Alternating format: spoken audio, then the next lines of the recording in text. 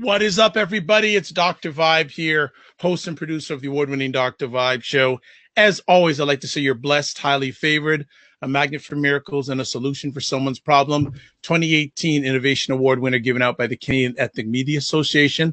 And one of the other things I do, I am the host and co-producer of monthly online conversations for fathers that are co-sponsored by Dad Central Canada's National Fatherhood Organization and Dove Men Care. We're broadcasting live on July 5th. I'm based here in Toronto, and Toronto is going under some serious heat. It's at least 30 to 32 degrees Celsius today, and there's no little humidity. It's supposed to go up, up, up, up during the week, but who cares? It's better than that snow. We're here with another epic conversation called Black Canada Talking. And Black Canada Talking is a live online event where we give Black Canadians an opportunity to give their takes and POVs on stories that are of importance to them. And very blessed and highly favored to have three wonderful people today. And then we have someone brand new. So first up, let's talk about Elle Jones. Elle Jones is a spoken word poet, an educator, journalist, and community activist living in African Nova Scotia. Hello, Elle. How are we doing today? I'm good, and thank you for having me again, and thank you for all you do to get our voices out there. My pleasure. How have you been since we saw you a week ago? Every time you see me, I'm getting tighter and tighter. My voice is getting more hoarse from all the screaming in the streets. But, it's good. It's a lot of work building these movements and trying to get us forward, but, we keep pushing. Excellent. As always, great to have you back. Next, Louis Marsh. And Louis is the founder of the Zero Gun Violence Movement, a collaboration of over 40 different community organizations, agencies, and programs across the city of Toronto, committed to addressing structural and social economic conditions that contribute to the gun violence problem. So, Louis, a pleasure, and thank you for taking time. How are we doing today? Still standing, still fighting. And a pleasure to be here to have a discussion about this interesting topic. And the true newbie today, Jacqueline Beckles, is a mother to a son and lawyer with 17 years of experience, principally in criminal law, currently working for the federal government in Ottawa. So, Ms. Beckles, how are we today? Hi, thanks for having me, Dr. Vibe. I am blessed and highly favored today. Thank you for having me.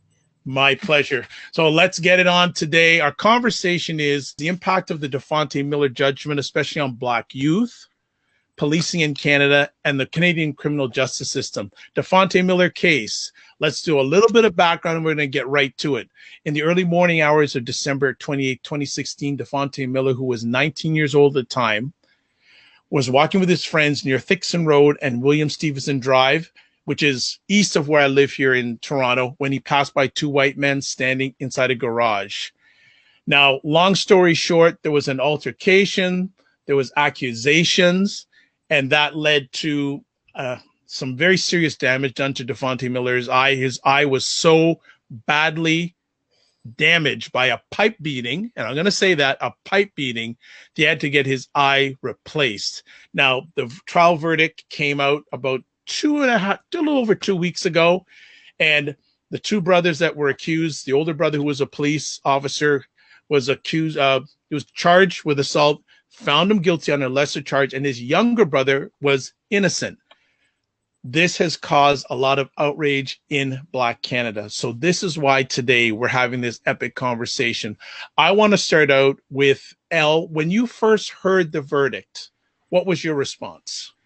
So we were actually at a rally at the time. We were at a march for Ijaz Chowdhury, who's yet another person killed by the police. And so as we were rallying outside our own city hall, doing this march, which was then going to lead into a session where we were getting community demands around policing, that was when we also got the verdict. So we were reading the verdict over the mic to people standing there in this other event. So there was quite a lot of emotion on the hearing. I don't think I was surprised. I think we often use that phrase, I was shocked but not surprised, meaning that, you always feel the reverberation of how it feels. But I mean, I'm not like, oh my gosh, how could that happen? Because we know in this country that when police are charged, they get off. And we know that Black people don't get justice. In my own words, we can't win, not when they see a Black skin, right? So that really summed it up. Later on, I had to do this CTV live interview thing. And I'm normally very composed in public. I try to be. I think that white people often want to see Black emotions in this particular way so that they can both I don't know, make a spectacle and then dehumanize us, right? There's always this thing in the news where they want to be like, how do you feel? And then you're supposed to reveal your feelings to the world or something. And I dispute that. I don't like to do that. I like to speak critically rather than emotionally on the news.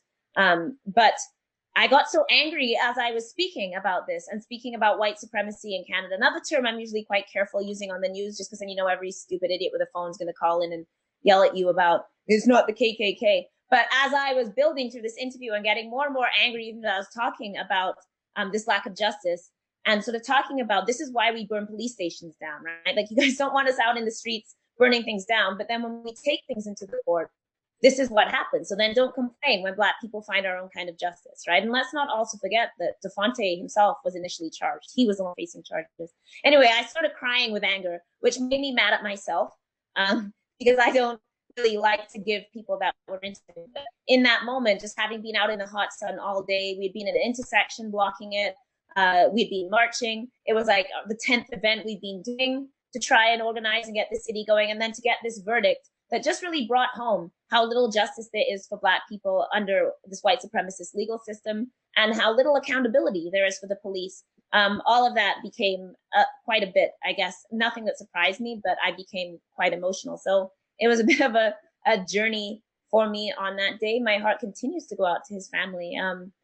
You know, and it really raises these questions of exactly like what system is there for us? If we can't get justice through the courts and we can't get justice through the ballot box, and we can't even get justice when we put our bodies quite literally on the front lines, and we can't get justice when our mothers go out and cry in front of the cameras, and we can't get justice when we yell and scream, then what does that look like? So I think for a lot of Black Canadians that it came at this moment, it was nothing new, it was nothing surprising. We've seen case after case after case. The officers so rarely get convicted, and when they do, it's on something minor, nothing like they should be convicting. Meanwhile, we know our youth are constantly being convicted and constantly serving these disproportionate sentences. That's nothing new.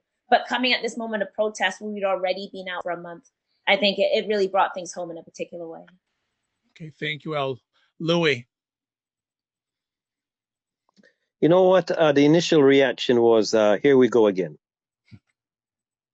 The justice system is responsible for a balanced and equitable distribution of justice. Not the color of your skin, but by the evidence and facts. So when we see the evidence and facts in front of us, right, and then the justice decides to take 4.5 hours of my time to talk about the very detail of the law, the justice system, and what it's supposed to be doing and how it responds to it, and then comes out with a verdict that does not match with any reasonable person, Black or white. There's no way you can justify that decision. And then there's a lot of things that were not said. The obstruction of justice, the reduction of the charge itself, right? Who does this justice system serve? How can you build faith and trust in this system that scoops up our young people? Look, there's so much entry points for Black youth into this justice system, and there's little exit points. For white people, other people, there's limited access points, but multiple exit points. So our youth are being scooped up, literally scooped up and thrown into this justice system.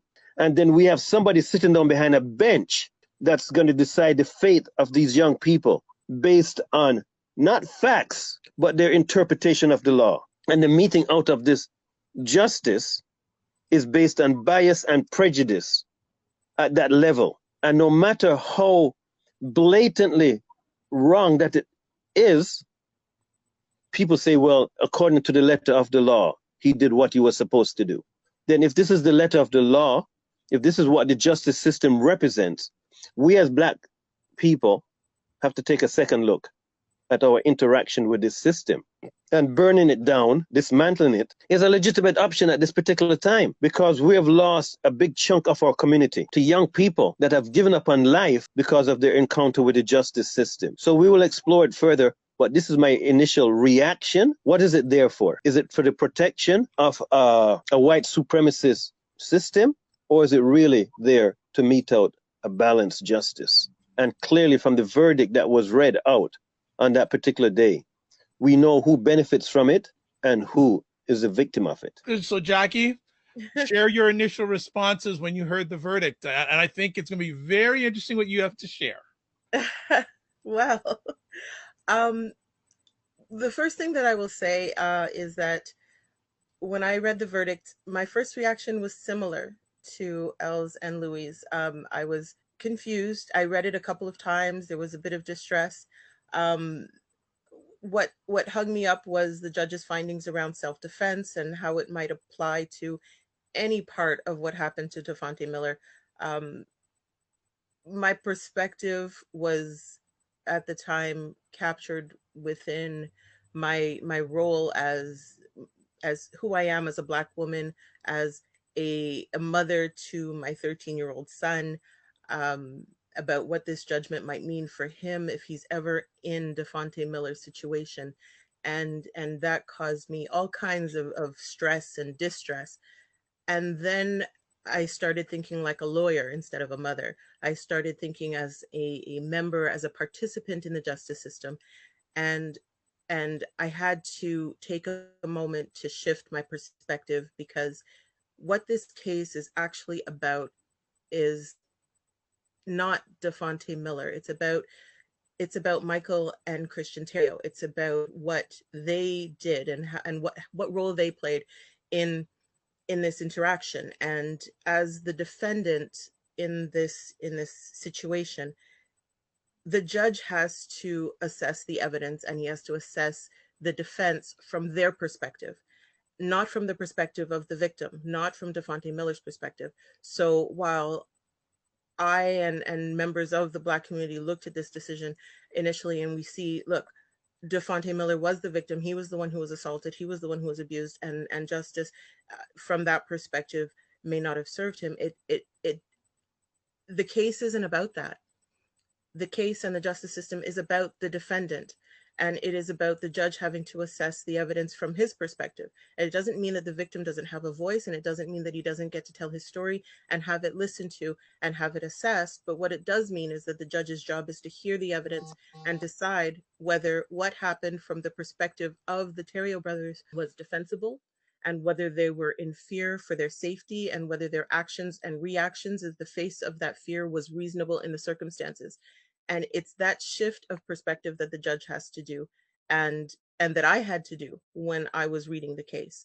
And if you look at things from the perspective of the defendant, and Black people are more often than not the role in the role of the defendant, not of the victim, you start to shift your perspective and see, okay, how would I in that position, how might I have felt? How might I have reacted? And that helped me understand why the judge ruled the way he did. All right, no problem. Elle and Louis, after that, what do you have to say? So one of the first cases I worked as an advocate was the case of a young Black man, Aiden Cromwell. So he was 18 years old. Him and his girlfriend were walking home, and they were having a bit of an argument. And a white man who was 250 pounds outweighed him by over 130 pounds, who had been drinking all day, and his friend was trying to get him out of the home because he was being so aggressive. Began following them, screaming at them, and following down the street. And Aiden said, get away from me, get away from me. First he said, mind your business, and he says, get away. And the guy keeps following them. He's with his girlfriend, so he's also trying to protect her, so they can't run, she can't run. And eventually he takes a knife out of his backpack. The guy runs towards him and says, what you got for me, punk, or something like that. And Aiden stabs him once, and it catches him in the heart, and he dies. And he was convicted of murder. And that was one of the first cases I worked. And this was happening at the same time as Trayvon Martin. And at the time, we all recognized that this was a very similar situation, but reversed. And so had it been two white teens and a 250-pound Black man, I think we all know that self-defense would have been on the table. But because it was two Black teens and a 250-pound white man, Aiden was convicted of murder. And the thing that was really interesting in that case is they actually completely erased the presence of his girlfriend, because to do so would inconvenience this narrative around an aggressive Black man. So the reason why I raise that is because we know that when we talk about reasonability and reasonable doubt and what is reasonable in these situations, the lens of race very much alters that. So what can be, the Terrio brothers get the benefit of credibility and they get the benefit of being believed. So even though they assert things that aren't actually necessarily fact, it's just their story, right? Like it's from their point of view. So they say he was stealing. So they say, for example, he was in the car stealing change and then they jumped out, but the doors of the car are closed, which doesn't make a lot of sense because if you're bailing out, you leave the doors open. So there's like inconsistencies, which just points out like how unbelievable most of what they say is. Yet there's still a belief that as they're chasing this man, they say he punched him first, and the judge really accepts that in the narrative, but that allows self-defense. And I would just say that while that may be reasonable in this case, we all know that that kind of reasonability is never applied to the actions of Black people in similar cases. So Aiden does not get to be reasonable after a man stalks him, follows him, yells at him, threatens him. When he stabs, he is never reasonable. That is always an aggressive act. But when the Terrio brothers pursue, chase, have a pipe, which like there's no place where Defonte could have got this pipe. All of that can be under this idea of, well, there was self-defense. So this notion that, well, self-defense is engaged because Defonte punched, right? Which there's no proof of. Again, it's not on video. So it's not necessarily that the judge's ruling is wrong in its substance. It's that we know that that substance never, ever, ever goes our way. I've sat through so many cases in our courtrooms in Nova Scotia.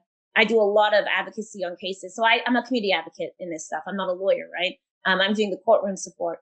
And we do all kinds of work, like I have to buy them clothes. And I literally have discussions with them around like these are Black men accused of gun crimes or murders and stuff. And, I'll be like, well, you can't wear a red shirt because that will make you look like, a gangster. And you can't wear all black. That's also gangster. Purple will make you look like a pimp, We usually settle on light blue or navy blue or something with stripes, because we literally understand that as these men are walking into the courtroom, and these are jury trials usually, not judge only, that, this is all going to impact how they're seen, and their guilt is written on them from the beginning because they have a Black skin. And I've seen case after case where there's no evidence. The Crown is not presenting evidence. One case, the Randy Riley case, there's in fact a confession from the stand where somebody else confessed to it, yet he still got convicted. So this is why it's very difficult to have faith in this notion that justice is reasonable. That we can both understand that, yes, the judge has to rule the way he rules, but that must never seems to come into play once a Black man is in that courtroom. I think that what I understand is that we never receive that benefit of the doubt. We are never seen to be reasonable in our actions. We're only just now getting rulings that say like, hey, running from the police if you're Black is like actually not unreasonable because the cops are terrorists, right? We only just got that in a ruling in like Nakatsuru's rulings around like R versus Jackson and like this Lee ruling and stuff, but that's only very recent we're even getting that in the courtroom. So again, this just raises the question of, is there ever a way, in much the same way as women have talked about, can sexual assault ever really find justice in the courtroom, right? That because of the way rape happens, there's between two people, it's his word versus her word. Can we ever really get into a courtroom and find justice? Because there's no real way to do that. And I think we may be having the same conversation about rapes, that can there ever, in the context where we are Black and the people in power are largely white and the juries are white and the judges are white and the Crown is white and the defense is white and, the system is white, even going by their rules, is that the place for us to find justice, or is it something else? Well, in to respond to that, I think what you've indicated, especially when you raise R versus Jackson and Justice Nakatsuru's rulings and the recent shift, I think you're right. I think there is a shift, and more we are seeing an awareness in the courts and with the advocates about what can be raised. We're starting to raise in cases that the reality of Black people in Canada is as relevant when they're dealing with the justice system as, for example, Gladue principles and the things that we will look at for Indigenous offenders. So you are certainly seeing a shift towards an acceptance of our reality, and it started with the RDS case, and it's a slow change. I mean, quite frankly, the court system, the justice system is very slow to evolve because it requires the lower court's rulings, and then these go to appeal, and then ultimately the Supreme Court gets to pronounce on certain things. But the things that they will even entertain they have to have national importance, and they have to be vetted, and all of the rest of those criteria that we within the justice system we're working with. So yeah, it is a slow progression. I completely accept that. But what I'm saying is that there is a progression. There is a consideration. And when I read Justice DeLuca's decision, he clearly enunciates that the current climate around race makes this case a very important case. And, people might be upset about how long he took with a 4-hour judgment. And that to me was exceptionally smart, because what he needed to do is address a number of different factors and enunciate how he brought his consideration to those factors, so that he could actually establish that, yeah, I have considered all of these different things. So it wasn't just business as usual. It was actually a really considered decision in light of the circumstances and the situation, because there was, to me, a recognition there that, yeah, this is not on board anymore. We're not on board with this kind of behavior anymore, and we really need to address this in light of the laws that we currently have, that the judge has to enforce and has to use in order to make his decisions. So I think we are seeing a shift, but we do need to be somewhat patient, because there is a saying that the law is an ass. It does take time. Okay. Louis, before we get you back in, just some comments on Charmaine was saying after Louis' opening remarks, that was passionate. Well, that's Louis. He is passionate. And Robin is saying, yes, the same thing with Black federal government employees were accused of being aggressive, whereas white employees never are. Louis, can you just add to what's been shared over the last few minutes, and then maybe carry on? What effects are you seeing the Canadian justice, or some people will say injustice system, having on our Black youth? I think it's important to recognize that what we saw here, there's nothing new. The only thing that was different about this is that it was covered widely by the media. This has been going on for years and years. I've been working in the community with young kids for a long time, 40 years plus. And police brutality, racism, structural racism in these systems has always been a major concern for us. Even though the justice made it clear that if this was reversed, the situation would have been different. We have Defonte, who is handcuffed with one eye damaged, all the bruises, no bruises on the two assailants. And they claim that they were assaulted and they were acting in self-defense. There were no defensive wounds on them. But the charges was against Defonte. And not only that, he was put in handcuffs. And this didn't come to light until 2 months later, when the SIU was contacted by Defonte's lawyer. Mm-hmm. The wheels of justice are turning in a direction that we as reasonable people and a reasonable public are fed up with. And that's why you're going to see the protests continuing.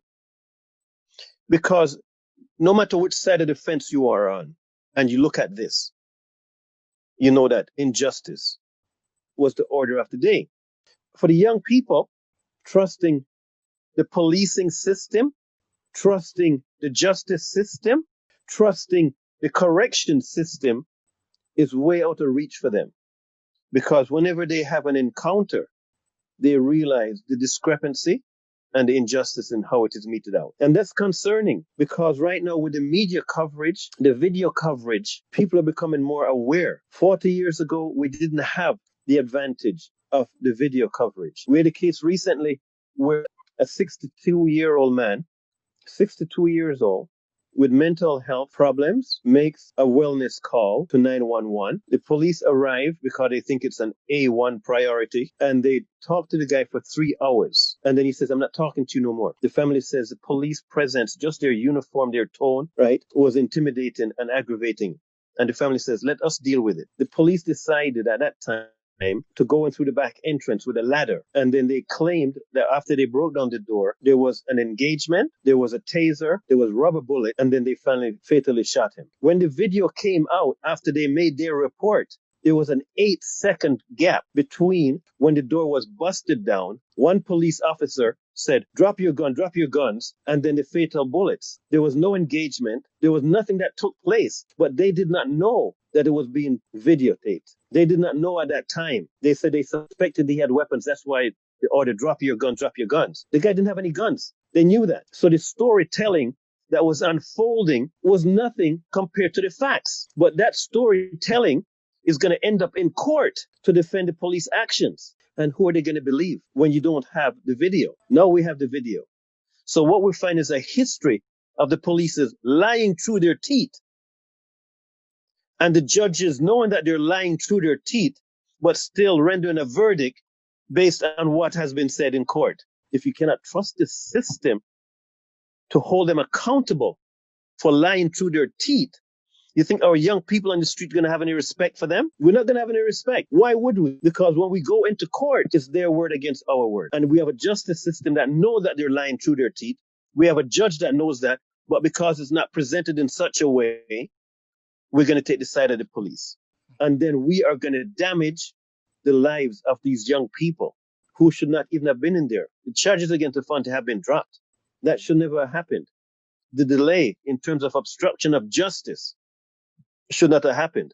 But if they can get away with it, even though the facts are out there, that's an incentive for the police to continue this behavior because they know that they can get away with it. This is an incentive to them, but it's also a disincentive to we as a community having any trust in this system. And that is the impact on our community right now because people are up. How it happen when the facts are totally different? So this justice system, we need to put it under a microscope. Okay. And we don't have the patience to wait for this to unfold at their time. And the young people now, they're taking justice in their own hands because we can't trust this system.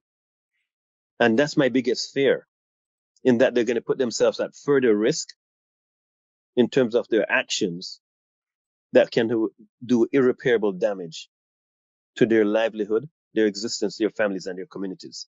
The police know that they can get away with it, and they play that card on a regular basis. That is the impact on our community, and this is what's concerning.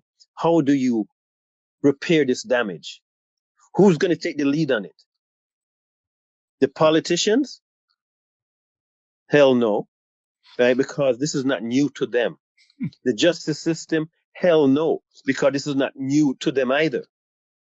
But who is the one that is feeling the boot on our neck, the knee on our neck? Who is the one that a wellness call ends up being a call to the undertaker? Why should we have any trust and faith in the system? Someone give me an example where justice was meted out properly based on fact. And the young lady Jackie spoke about the good old court. We heard today we should need an Afrocentric court. That's the first time I heard that specifically as a demand, because we have no faith in this justice system.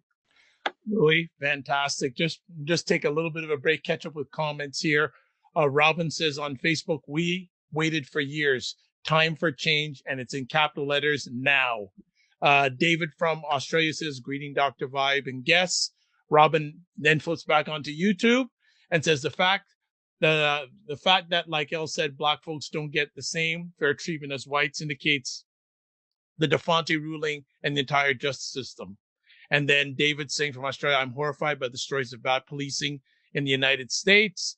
Black Lives Matter is being followed and is having a big impact in Australia. We are listening and we feel your pain. Now, there's a question from Charmaine, and she says, is that truly the case in Canada? I had thought that we living the same experiences as in the US, but my research has shown that people with mental health issues are really more at risk than anyone else. And by then, within that group, BIPOC is at a higher risk, but not necessarily in the general population. Can you speak to that? So I think what Charmaine is asking is, BIPOC people, Black, Indigenous people of color at higher risk. Does anyone want to speak to that fact or that I just want to jump in quickly. Yeah. Quickly. A wellness call to the police.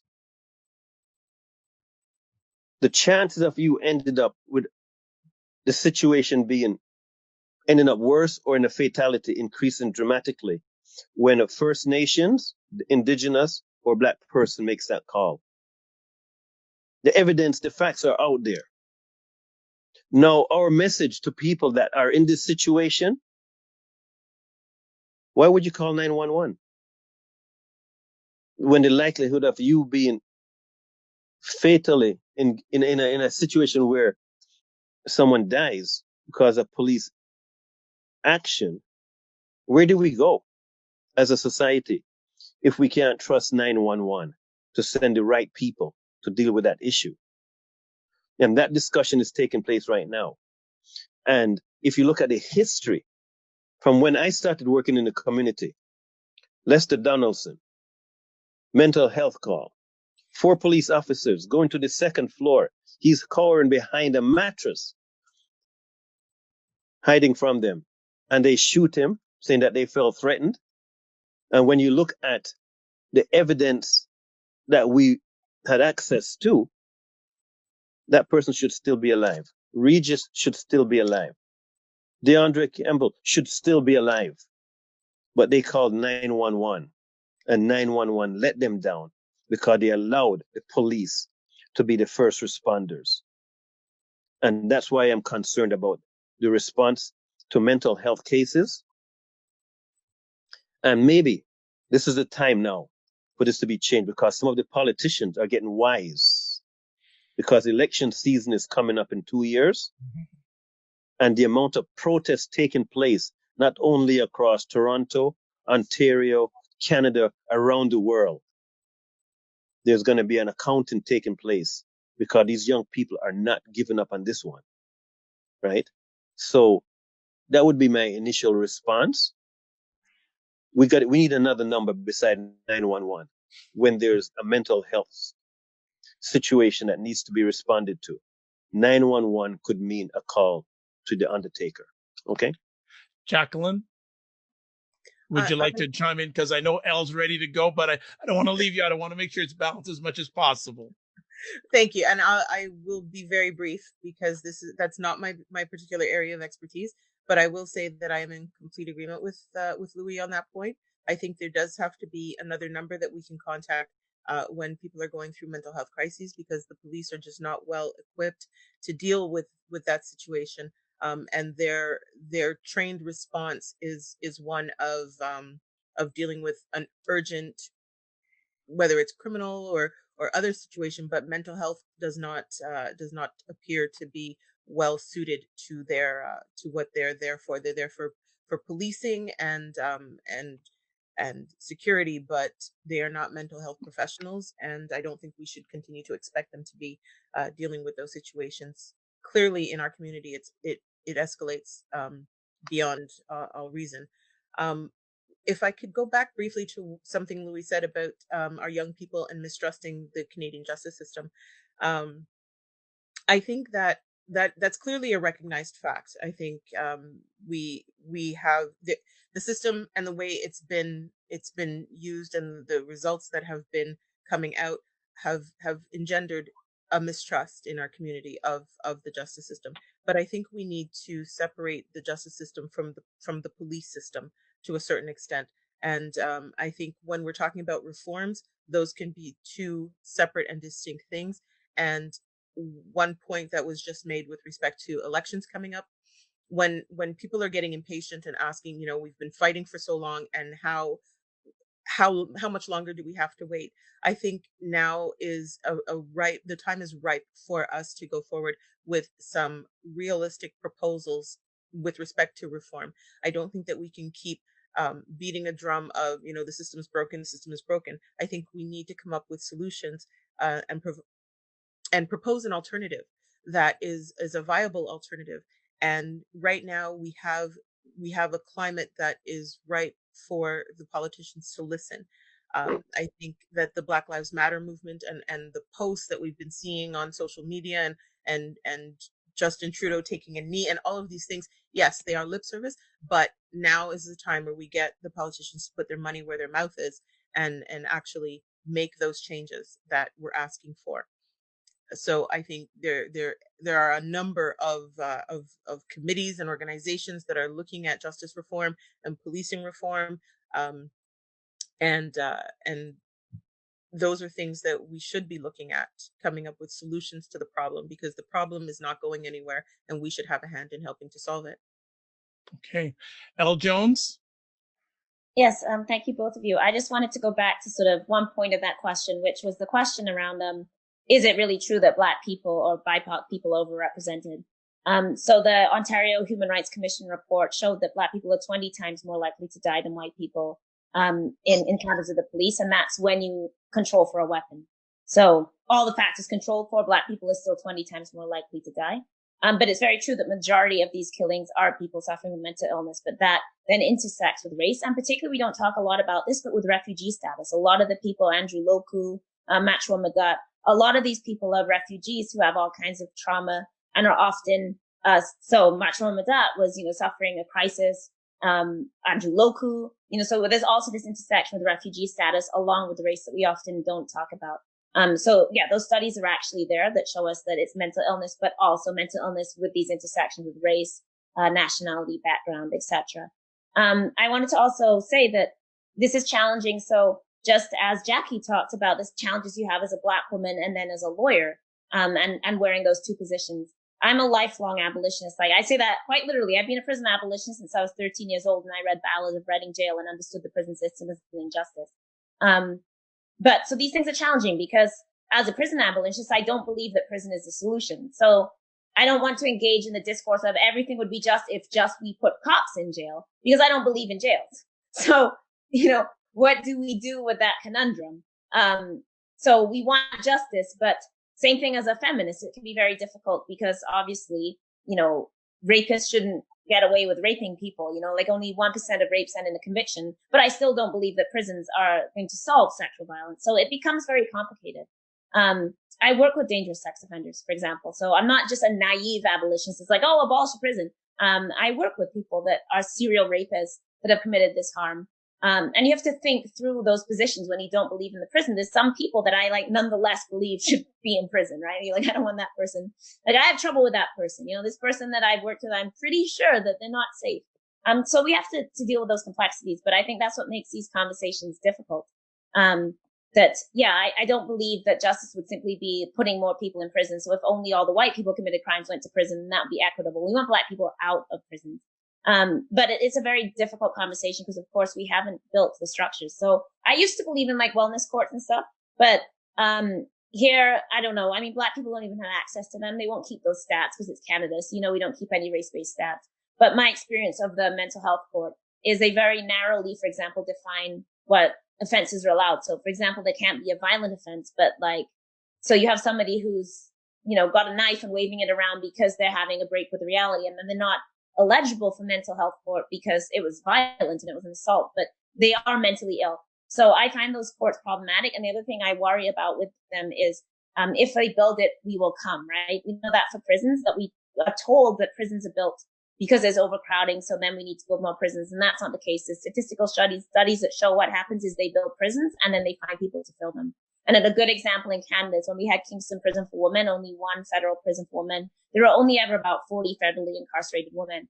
And when we moved to the regional prisons, we now have over 500 federally incarcerated women, 42% of whom are Indigenous, and the highest rising percentage of which are Black women. Most of them who are disabled and women facing mental illness and women living in poverty, right? Women aren't largely convicted of violent crimes. It's crimes of poverty. Because when they built 6 prisons, the 5 regional prisons and the Healing Lodge, they found people to fill them. So we know that if we have a Black court, they would find Black people to be in that court, right?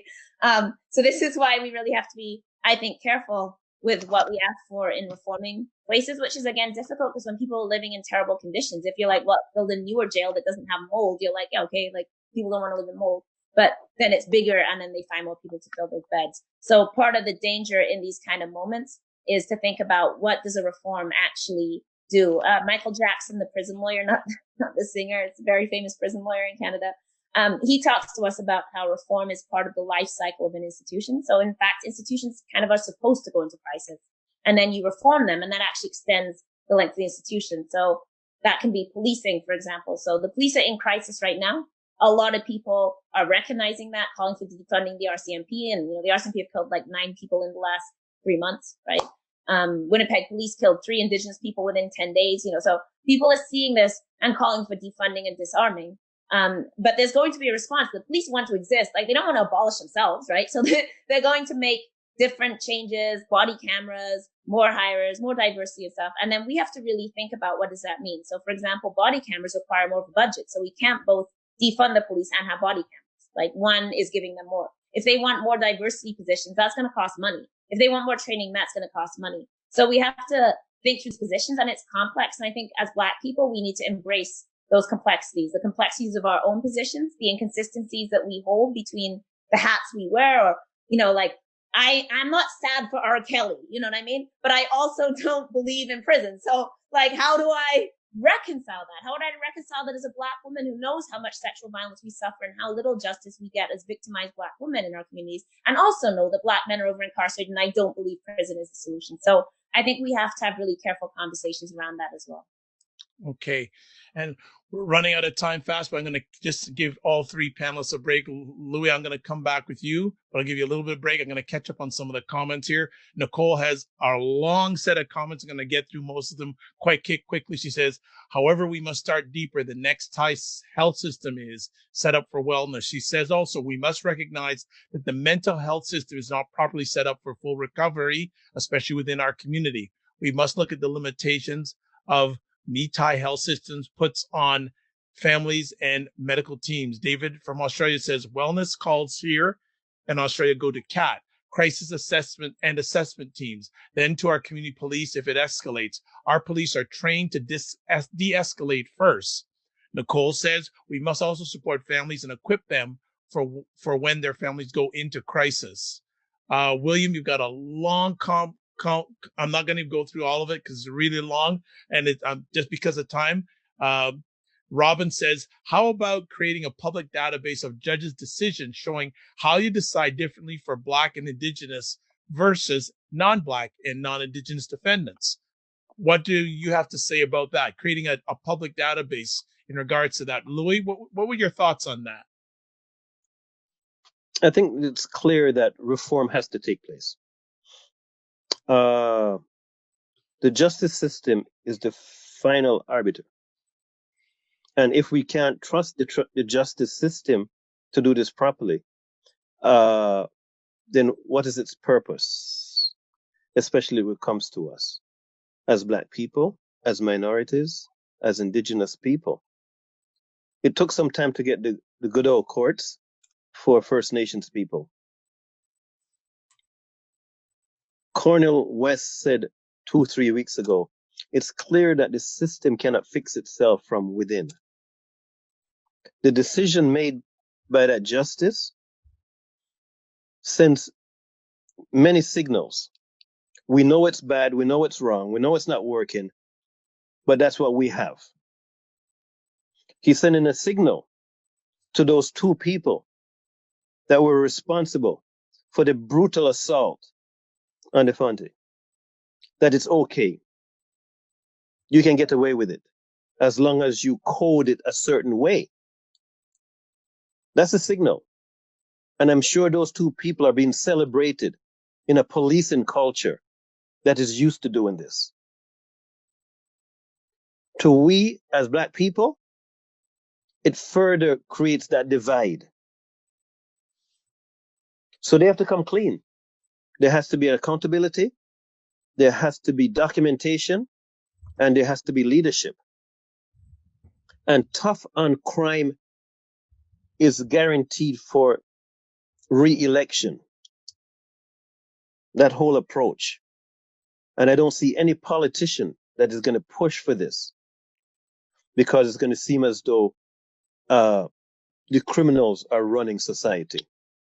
My concern is that this decision is not a one-off. This decision is the norm. I'd like to see cases where we were surprised that the judge made this decision from a black community perspective. And I'm not seeing it. We're not seeing it. So this system is set up to defend the interests of certain people at the expense of others. But because of their impact on these kids' lives, on the young people's lives, their future, their careers, their aspirations, we are doing society a disservice if we continue to wait for this to fix itself. Fundamental change is needed, and it's needed now. And I'm just happy to see the young people going to the streets and demanding police brutality, policing, and ultimately the justice system needs to be reformed. I would end by saying these young people that I'm seeing and talking to, they are walking today. Tomorrow they will be voting. And this will be their chance to make their voices heard. This is not going away. Walking today, voting tomorrow. So we need to get this all out so that when they vote, and they will vote, that we have a list of who has demonstrated a willingness to make the changes necessary so that we as a society can benefit, not only for some, but for all. Okay. Jackie, you wanted to add something. I did, and it was a point that that Louis made with respect to this case in particular. I just want to make sure that everybody is clear. This case is not over. The judge rendered his decision on the 26th of June. There are 30 days under the law to appeal, and that's whether the Crown is choosing to appeal or the defense is choosing to appeal. So the Crown has the right to appeal against the conviction or against the acquittals, sorry, and the defense has the right to appeal against the convictions. And the judge hasn't sentenced Mr. Michael Terrio yet. So we still have to see what exactly the sentence is going to be, and you know we simply don't know what that's going to be. But if we look at case law, I understand that there's an outcry that he wasn't convicted with aggravated assault. He was just convicted of simple assault, and the sentences are different. For aggravated assault, the maximum penalty is 15 years in jail, 14 years in jail, versus simple assault, where the maximum penalty is 5 years in jail. Given Mr. Terrio's history, given his role, given his background, the judge has to look at the circumstances of the offense, the circumstances of the offender. So even if he had been convicted of an aggravated assault, it would be unlikely that he would be sentenced to anything more than 5 years. So the end result that we see might actually be the same, whether he was convicted of aggravated assault or the current conviction of assault. So I just wanted to raise that this case is not done. We have not finished with it. Elle, anything you're wanting to add? And before we go any further, if our panelists would say just a few extra moments, because there's another conversation topic I'd like you to address. So Elle, go ahead. I don't have anything to add to that. We can move on to the next topic. Okay, No. Can I just say one small thing? Sorry. Yes, please. When my friend, the justice, was going through his 4.5 hour thing, he suggested that the Crown's case was very weak. He suggested that. So this justice system where it's the Crown that's defending your interests or presenting it, even the Crown seemed to be weak in their case. If it had been approached from a different perspective, the outcome could have been different. And that disturbs me, in that if you can't trust the Crown, you can't trust the justice, right, to be fair and vigilant in carrying out the letter of the law. If that's biased and prejudiced based on the color of a person's skin, we got a major problem here. And that's an understatement.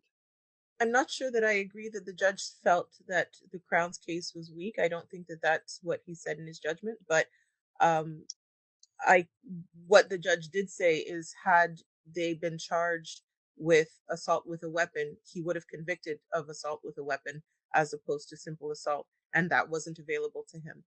Okay. I That's for can't the clarification. no problem. I can't speak to, and I see that Robin Brown has asked why that wasn't one of the charges, and prosecutors are given discretion as to what they charge. It's not only the police who the police lay the charges, they're the informant, but it is the prosecutors also have some say in what the charge is before the courts.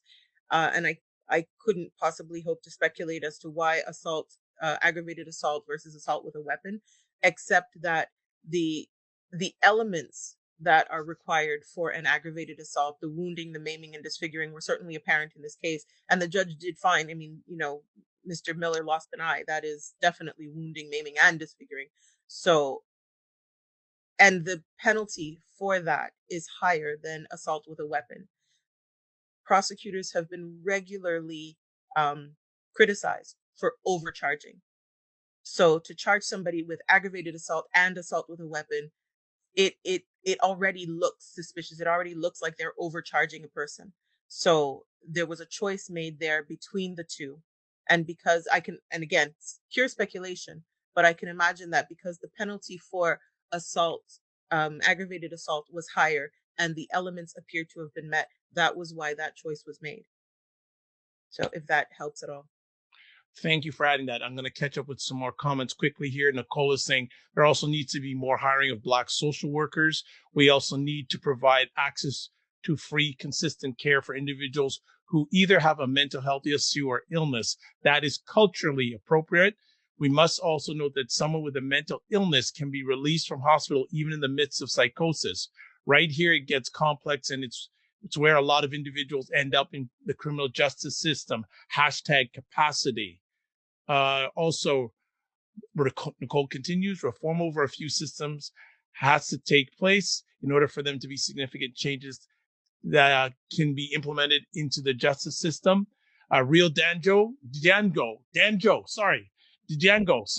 411 from California, I believe, says, don't forget there has to be an eagerness and an honest effort by politicians to do changes that you're talking about, because we get a lot of phony lip service from a lot of politicians. Robin saying the loopholes that are everywhere in these cases are just crazy. Justice doesn't seem like justice these days. So I just want to go over by just a little bit. I want to give a few minutes for each of you to talk about the hot topic, defunding the police. Yes, no. Should it happen? How can it happen? What are your thoughts in regards to the area of defunding the police? Who wants to jump in first? I guess I'll go if no one else. Go ahead, Al. So, yes, I mean, I'm an abolitionist. We've been talking defunding as a path to abolition for years. So what does that mean? We put our money where our mouth is as a society.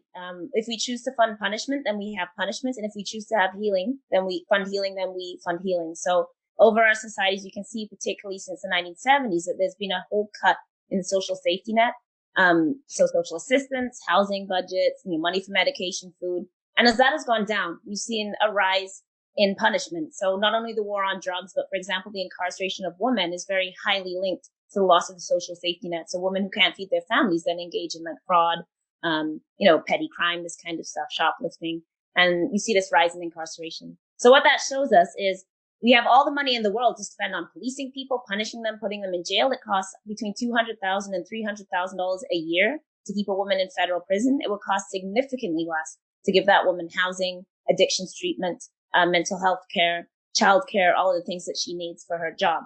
In my province, it costs $271 a day to keep someone in provincial jail.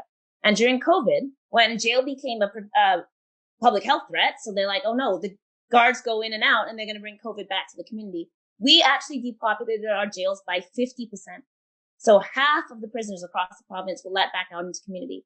And there was a provincial housing grant that cost only $125 a day to keep people like housed in hotels, to pay social workers and stuff like that.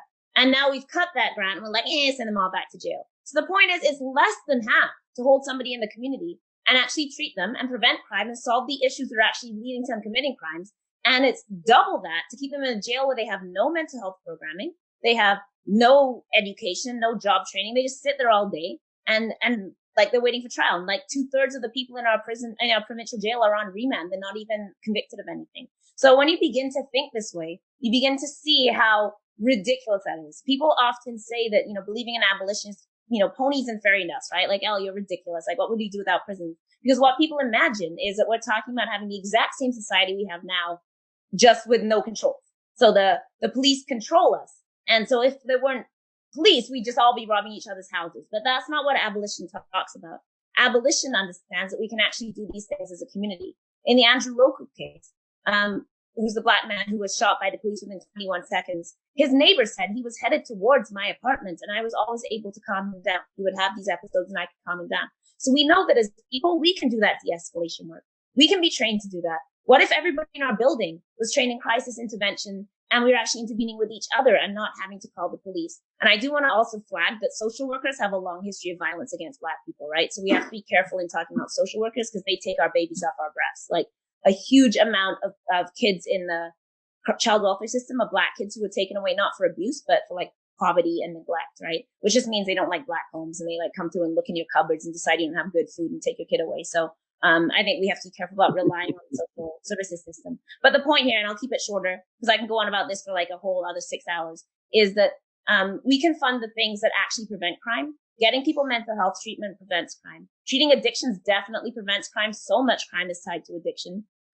Housing prevents crime. When people can pay their bills, most people aren't choosing between, I could be a doctor, I could be running these streets selling drugs, I'll just run the streets and sell drugs. People are doing those things because they have no other way to support their families. They have no education. They don't have any options and they're being caught up into these systems, right? And again, I work with a lot of these guys that have been in gangs that are shooting and they're not evil people. They're people caught up by circumstances. So we need to solve those circumstances and we can do that. And that doesn't mean that there'd never be any consequences. Obviously, we all understand that Paul Bernardo would not be running around our streets. Paul Bernardo needs to be somewhere where Paul Bernardo is not harming people, right? But that doesn't have to look like a mass incarceration system like we have now. We should not be incarcerating people, certainly for nonviolent crimes, but even people that have committed violent crimes. Is what we are doing now actually solving that? Is it healing our communities? So why is the police budget in Toronto over $1 billion? When people can't even pay for their medication or cutting their pills in half or, not taking vital medications. What kind of society is that? That is a sick society. And that's a society that does not value human life, let alone black life. So when we talk about defunding the police, we talk about reprioritizing our society, reprioritizing our relationships, looking at community and looking at how we can actually help and heal each other and move away from punishment. Yeah, defunding the police. So in the last 6 years in Toronto, the city operating budget has increased 20%. It's gone from 11.5 billion to 13.5 billion. When you look at the line by line items, the police budget has increased. Investment in community has decreased. Crime rate generally has come down, except for gun violence, has gone up. But crime across all the other areas has declined. How do you justify that? How do you justify? We had a situation recently where our premier said, I am from the old school. I believe in putting more boots on the ground. So what does he do? He takes $25 million out of after-school programming and gives it to the police to increase their budget even more. While the chief of police says that we cannot arrest ourselves out of this problem. We need to invest in communities. We have a mayor that has decided that he wants to spend, I think, $4 billion on building a luxury park in a luxury part of the city. 4 billion.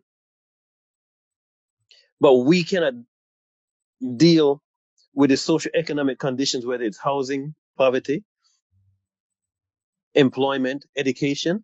We cannot invest in these areas.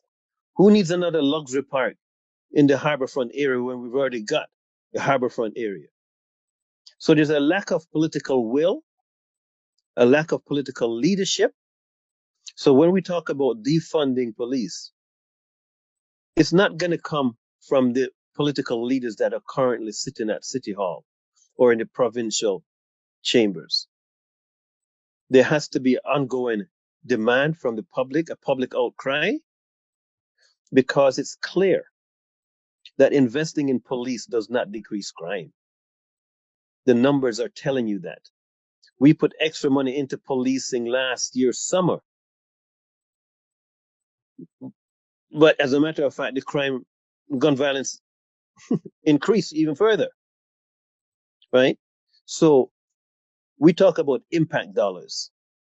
We're not getting the impact from the dollars that we spend if our first envelope we're going to go to is policing at the neglect and exclusion of the areas where we know we have a problem. The safety net that we normally have has gaping holes in it because we are not spending the money wisely. So defunding the police, and as a matter of fact, we should be defunding some of the other institutions that anti-Black racism is rampant in.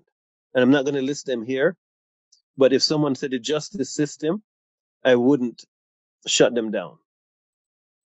As we wind it down, I'm going to ask you a question, and then if you're comfortable, provide any contact information that the audience can reach out to you at.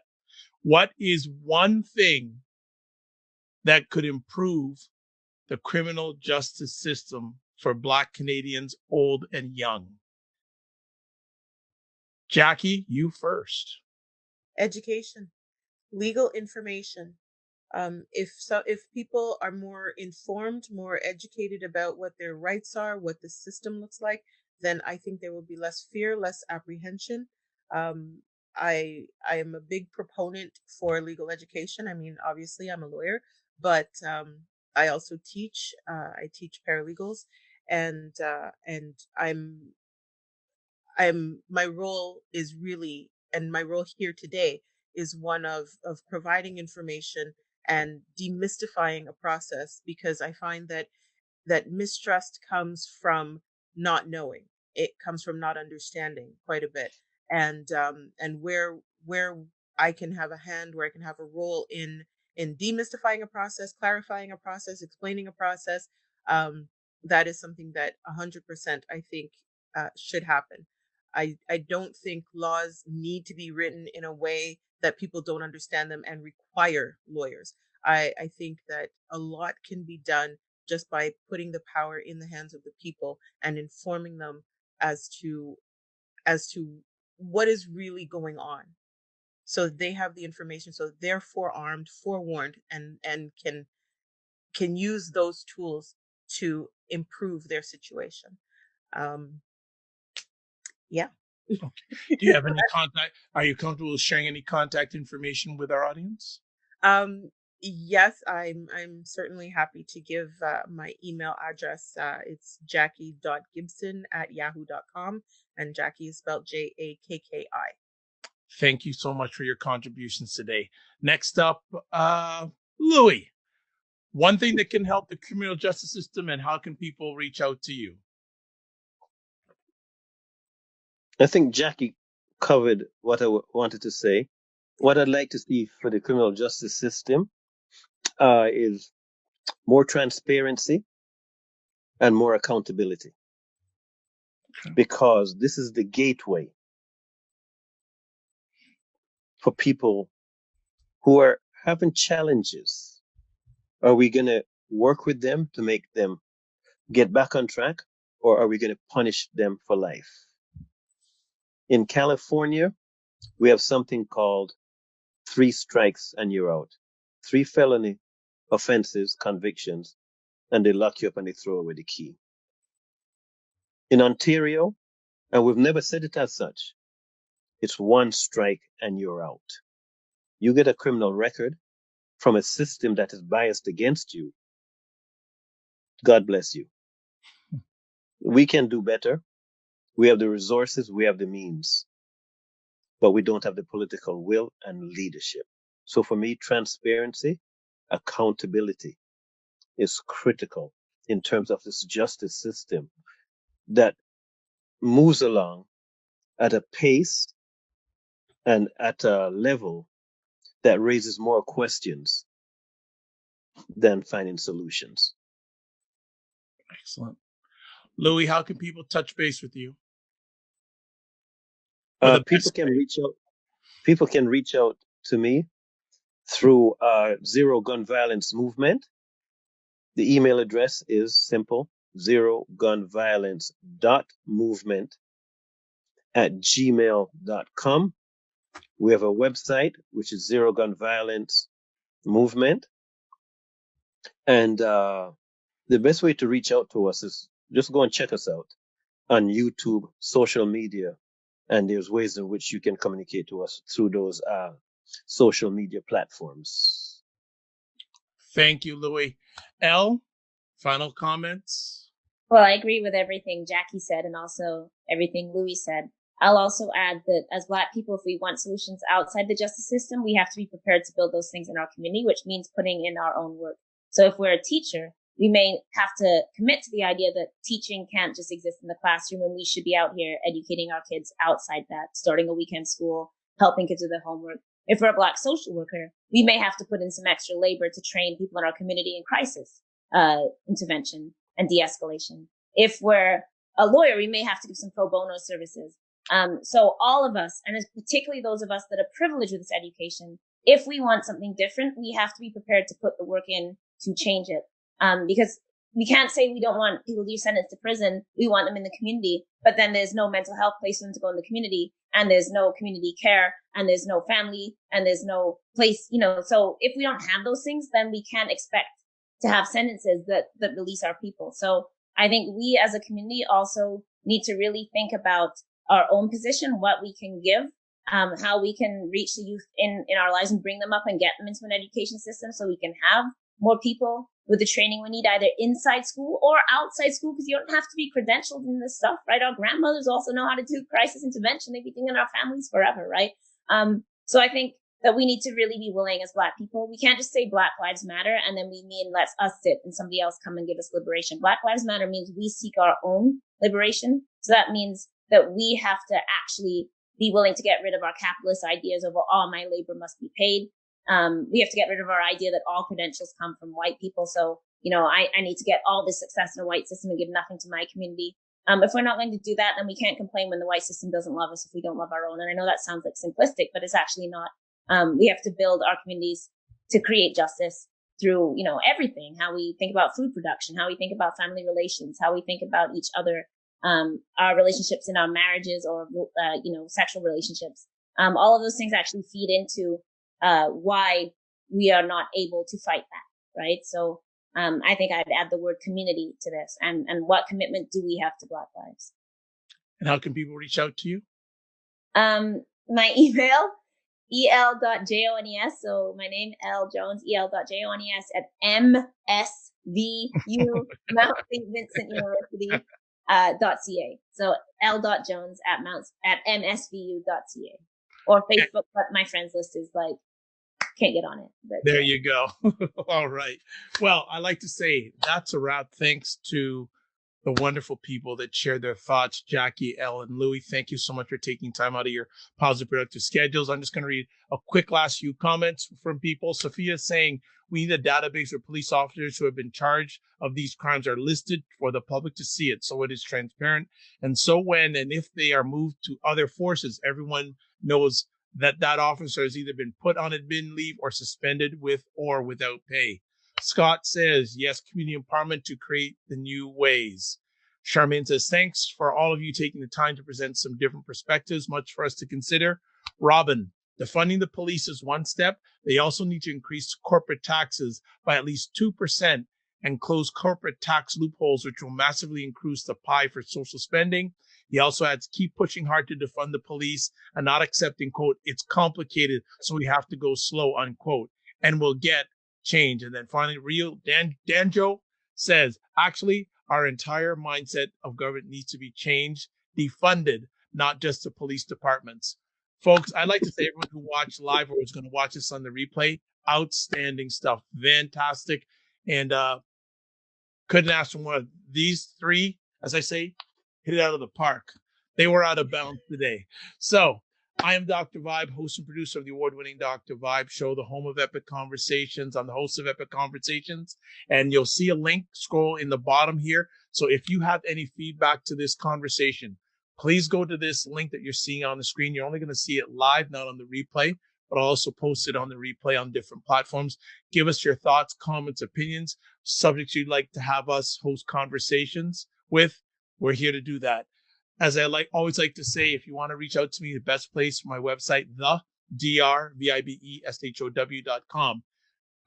We're doing our best to do these epic conversations every Sunday, 5 p.m. Eastern time. Give me suggestions, and we'll do the best to make it happen. Live your life as a dream. If you can dream it, you can make it. Sometimes you have to get smaller to get stronger.